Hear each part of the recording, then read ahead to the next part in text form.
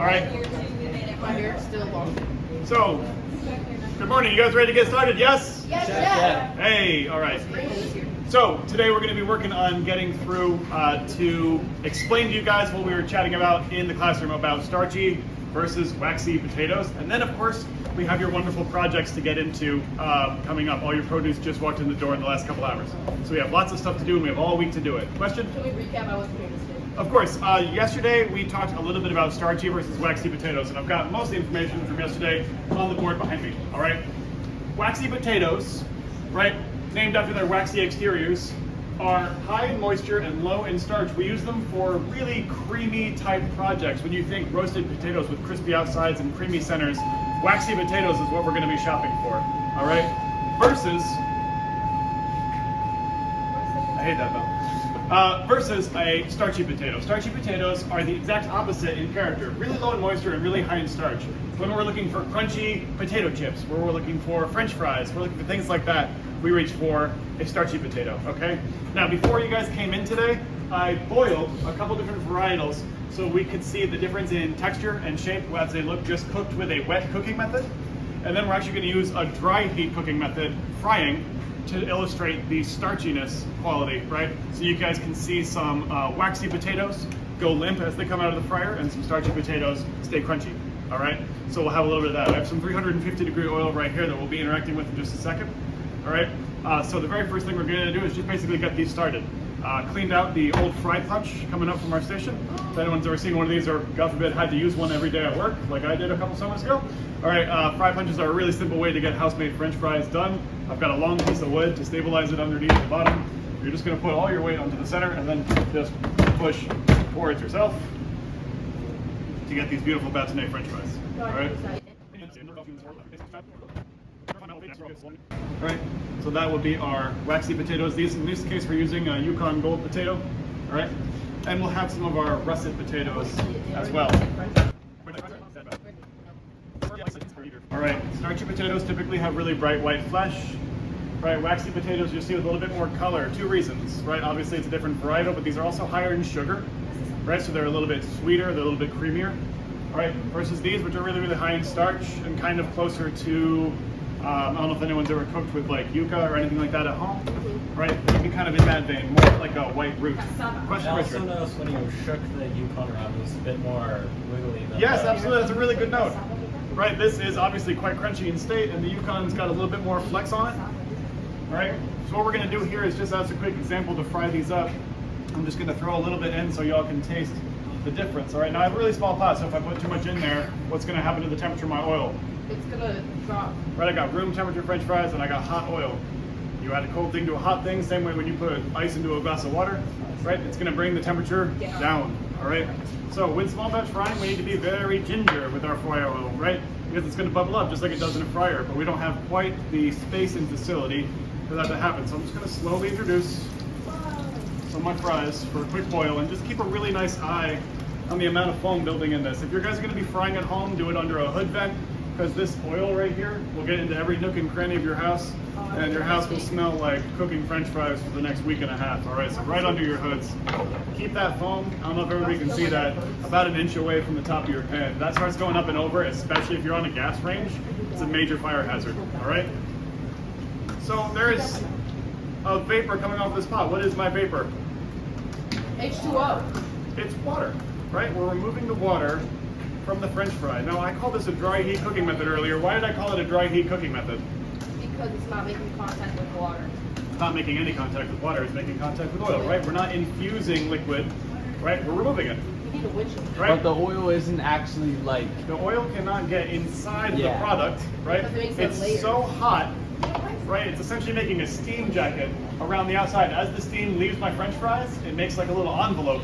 So just the steam leaves and touches behind this beautiful crispy potato. Yeah. Now my foam is starting to settle, my water is starting to vaporize, and my fries are starting to brown. Okay, so with these starchy potatoes, what we should see is a nice, really golden brown finish. If you're working at a restaurant, frying potatoes outright from raw to cooked is not really a great way to cook them.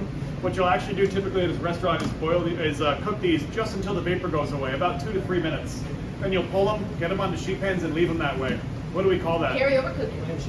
Blanching. Oh. Very good, Isaiah. Blanching is when we briefly cook something to be cooked again, right? Essentially stopping the cooking process in its tracks as we get into the frying pan. Now that these are dried off, when we cook them again, we'll have a nice crispy outside and a fluffy middle. All right? By cooking them all the way from scratch, the reason we don't do it in restaurants is because it takes time, right? I'm sitting here talking away, right? You don't want your French fries taking 5-8 minutes, right? You want a 2-minute drop and fry, right? So to get these crispy, because they're not quite there yet, you guys can see the edges are starting to brown, right? They've lost a little bit of their luster, but they're starting to cook up nicely. All right? If you're already making like fried chicken and things like that, you can use a wider pan to put your pieces of chicken in there, right? When you're doing like fried vegetables, potato chips, things like that at home, I would suggest a high-sided pan. But if you're gonna do some fried chicken legs, things like that, use a couple inches of oil in a big old cast iron. Cast iron keeps the heat really well too, so that if you put cold chicken in there, it doesn't get down cold too much and take too much time to recover. Right, that'll work out a lot nicer if you're doing something that's a little bit bigger. All right, the bubbles are gonna start to settle down. We're looking for dime-sized bubbles to know that our vegetables are done. Those dime-sized bubbles are just gonna indicate that the very last, I've got no more steam coming out of my pot. Right now, all the water is gone from my potatoes, and now I'm frying them in oil. Right, the steam jacket has gone away, and now they have direct contact with the grease, and they're going to start to get color. Right, same way as when we put hot grease in a pan and put a chicken down, it starts to caramelize once the water is gone. Same thing's happening in here. All right. As those get to about a dime size, we'll set them aside onto a sheet pan. Now, so to our Yukon Golds, we're going to wind up with a little bit of a different product. All right. So same thing, I'm going to use the vessel that I started with. In this case, we're using what's called a spider. Right, used to be back in the day, they were made with less wire, they look like spider webs. This is the same thing, just a square. All right, a couple of these in. Now these are waxy potatoes, which means they're very high in what? Moisture. Very high in moisture. So we should see a lot more what coming off of our pan? Steam. While we're waiting for this to come around, I'm going to start in with the wet method potatoes. Okay. We started just with some lightly salted water, some very simple potatoes, just because I wanted you to taste the potato itself. All right. Here we have some russet potatoes.